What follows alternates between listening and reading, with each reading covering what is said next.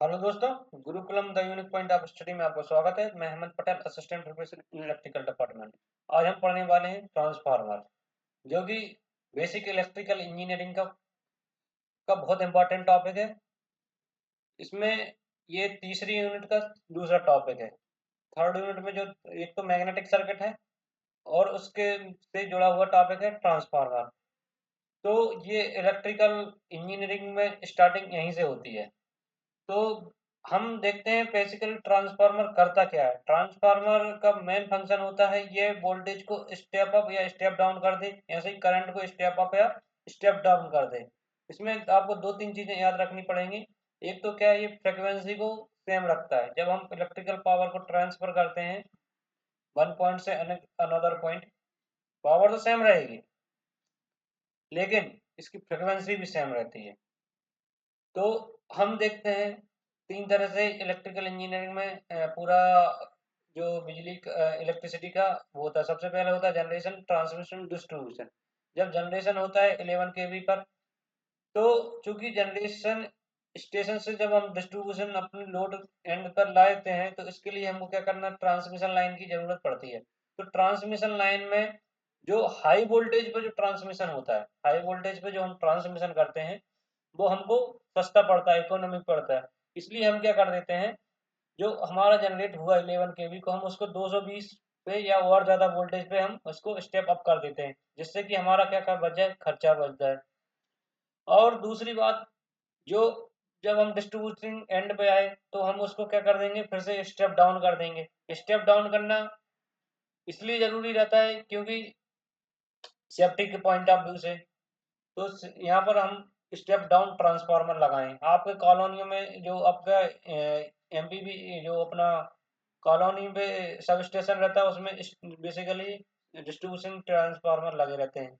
जो आपकी कॉलोनी में डिस्ट्रीब्यूशन ट्रांसफार्मर लगे रहेंगे, तो वहाँ पर हम उसको स्टेप डाउन में कर देते हैं। तो ये इसकी कहानी है।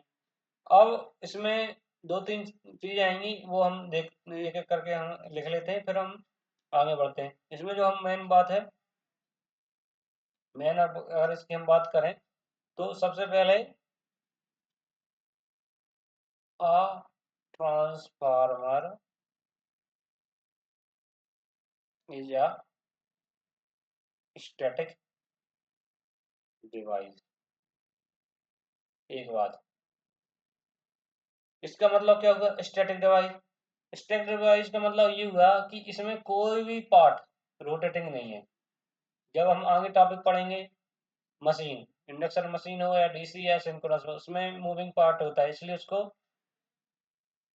मूवेबल डिवाइस बोलते हैं। जबकि इसमें सभी पार्ट स्टेशनरी रहते हैं। तो इसका फायदा ये होता है कि इसकी जो इफिशियंसी होती, काफी बहुत ज्यादा इफिशियंसी मिलती है इसमें।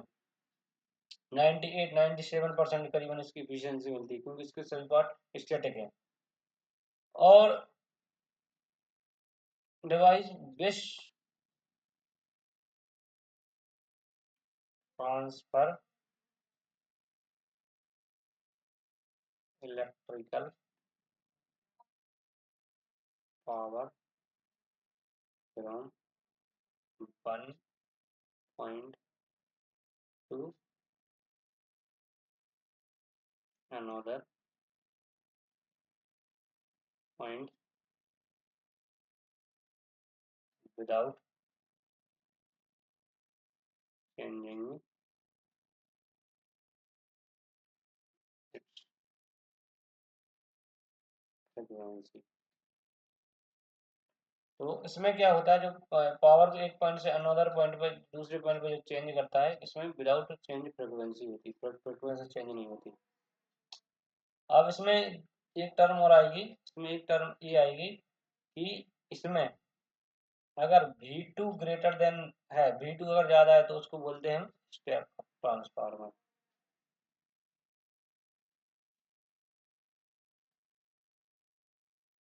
और अगली बात है, अगर V2 लेस देन V1 है, हम इसको बोलते हैं स्टेप डाउन ट्रांसफार्मर।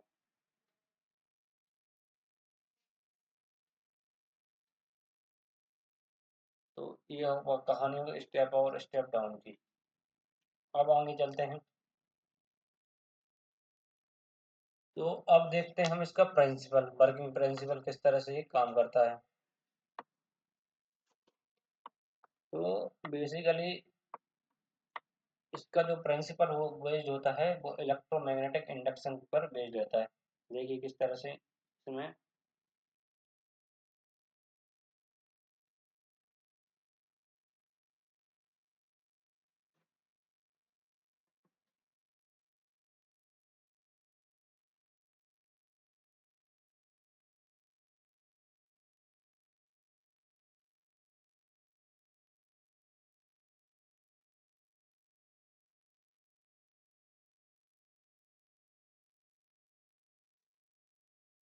ये हो गया, इसमें V1, यहाँ से I1 फ्लो हो रहा है, इसको हम बोल देते हैं, इसको लोड लगा देते हैं कोई,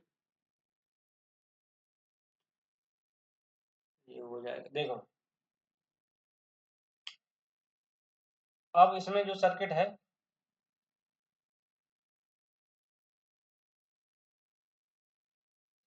आपस में कनेक्टेड नहीं है, लेकिन क्या होता है जैसे ही हमने सप्लाई, इसमें जो अलग अलग वाइंडिंग रहती हैं, इनमें सिलिकॉन स्टील कोर का यूज करते हैं, मतलब जो लेमिनेशन रहता है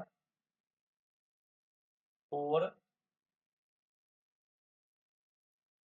लेमिनेटेड बाय सिलिकॉन स्टील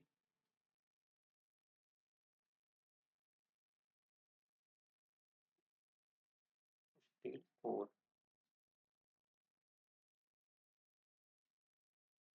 फिर उसके बाद ये बात हो गई, इसके बाद क्या होता है जैसे ही हमने प्राइमरी वाइंडिंग, इसमें क्या रहता है, जो ये इस वाइंडिंग को बोलते हैं जिसमें सप्लाई देते हैं, सप्लाई वाइंडिंग को क्या बोलते हैं, सप्लाई वाइंडिंग को बोलते हैं हम प्राइमरी वाइंडिंग, प्राइमरी वाइंडिंग जिसमें हम सप्लाई दे रहे हैं वो प्राइमरी वाइंडिंग हो रही। और लोड वाइंडिंग को क्या बोलते हैं हम, लोड वाइंडिंग को हम बोलते हैं सेकेंडरी वाइंडिंग, सेकेंडरी वाइंडिंग। तो क्या होता है जब हम प्राइमरी वाइंडिंग से सप्लाई कनेक्ट करते हैं जिसके कारण V1 I1 करंट फ्लो होने लगता है, जैसे हमने V1 इसमें अप्लाई किया तो I1 करंट होने लगा, I1 के कारण फ्लक्स I1 बाइंडिंग में फ्लो होने लगेगा, क्योंकि ये जो फ्लक्स जब टर्न N1 से हो जाता है तो इलेक्ट्रोमैग्नेटिक अल्टरनेटिव फ्लक्स अल्टरनेटिव के कारण इसमें क्या हो जाता है, ईएमएफ इंड्यूस होने जाता है, ईएमएफ I1 इंड्यूस हो जाता है। और ये चूंकि सेकेंडरी वाइंडिंग से भी लिंक अप रहता है तो इसमें भी E2 प्रोड्यूस हो जाता है। जो E1 की जो डायरेक्शन होती है वो V1 के अपोजिट होती है अकॉर्डिंग टू लेंज लॉ। फिर से समझिए, कहने का मतलब जब हमने सप्लाई प्राइमरी वाइंडिंग में V1 दी जिसके कारण I1 फ्लो होने लगा, I1 के कारण फ्लक्स Φ1 फ्लो होने लगा, फ्लक्स Φ1 N1 से लिंक कर जाता है, बाइंडिंग से लिंक कर जाता है जिसके कारण अपना ईएमएफ इंड्यूस हो जाता है। ईएमएफ इसी तरह ये फ्लक्स दूसरे में भी, दूसरी बाउंडिंग में भी लिंक करता है जिस कारण E2 फ्लो होने लगता है, E2 प्रोड्यूस हो जाता है, E2 current I2 current produce हो जाता है। तो ये इसकी प्रोसेस होती है। इसमें कहने का मतलब ये दोनों बाइंडिंग इलेक्ट्रिकली तो इंसुलेटेड है, मतलब कनेक्टेड नहीं है इलेक्ट्रिकली, दूर दूर है, लेकिन ये इलेक्ट्रोमैग्नेटिक इंडक्शन के कारण ये सप्लाई देने लगता है। तो हम कह सकते हैं 8वां point, the basic principle of transformer is electromagnetic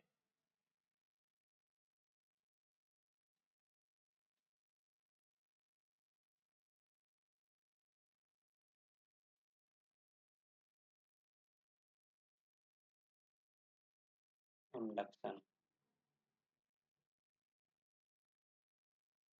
ठीक है, ये बेसिक प्रिंसिपल इस पे हो गया। अब अगली बात, अगर हम इसको इसमें लिखें थ्योरी में जो अभी हमने पढ़ा है, इसको हम क्या कर सकते हैं, 9th पॉइंट हो जाएगा, when AC supply voltage V1 is connected to primary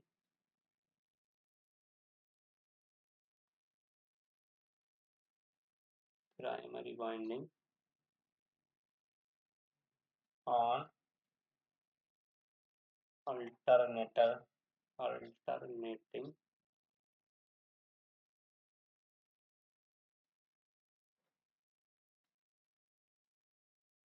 on alternate flux setup in core. This alternating flux band links with the secondary binding on EMF is induced.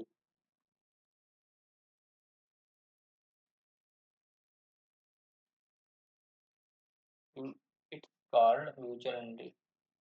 In it's called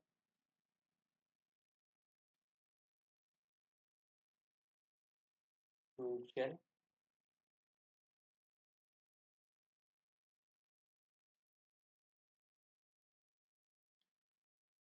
mutually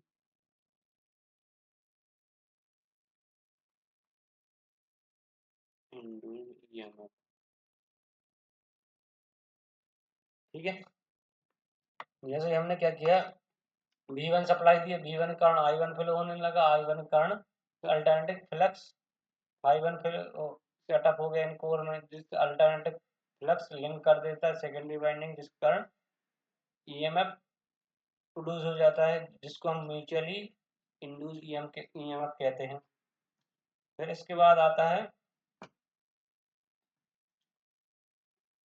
10वां point हो जाएगा इसमें, the direction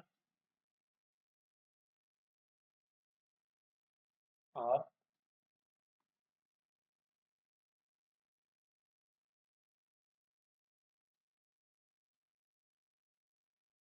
the direction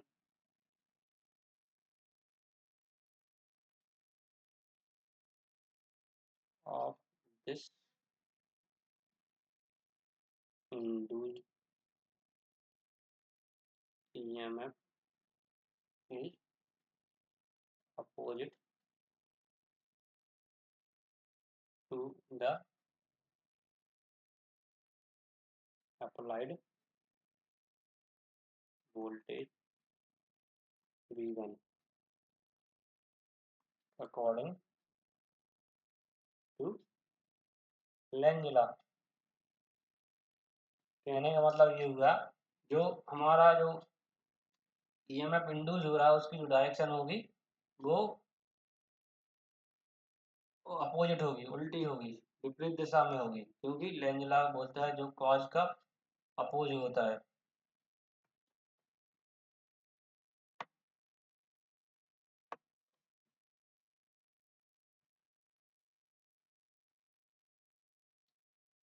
इसी तरह हम एक बात और देख सकते हैं इसमें 11वां पॉइंट में, अगर नंबर ऑफ टर्न सेकेंडरी की ज्यादा है, मतलब N2 ग्रेटर देन 2, हम स्टेप अप बोलेंगे, और अगर N1 ज्यादा है, या आप उसको भी ऐसे ही लिख लो, N2 कम है N1 से, तो स्टेप डाउन बोलेंगे। ठीक है, अब इसमें 2-3 चीजें और आती हैं। इसमें आएंगे आपकी, एक आएगा आपका टर्न रेशो, एक आएगा आपका टर्न रेशो। ये रेशो होता है n1/n2।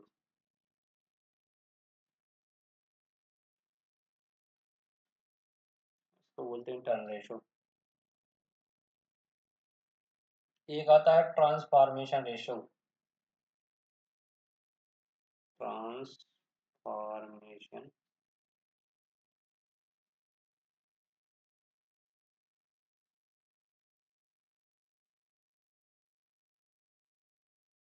ट्रांसफॉर्मेशन रेशो क्या होता है?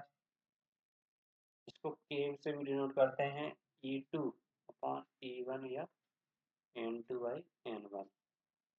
ये जिसका जस्ट अपोजिट होता है। इसका मतलब ये हुआ E2